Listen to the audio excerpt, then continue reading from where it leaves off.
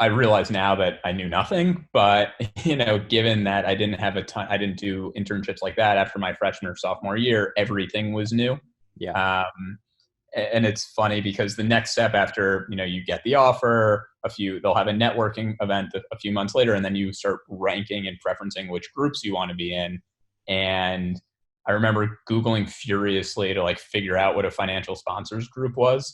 And because I was like, oh, that's what everybody wants to do. Like, what the heck is it? And I was just really naive, and I didn't really know anything. Mm-hmm. And I ended up wanting to do industrials because it was just, I thought it would be good exposure to a variety of companies and also every product that the firm had, Mm-hmm. ECM, DCM, M&A. And I ended up being right about that. Mm-hmm. But my summer, it was, drinking out of a fire hose, but I think I learned a lot. But I had a really good time. So do you think you're working like 70, 80 hours a week, something like that? Yeah, I think that's probably right.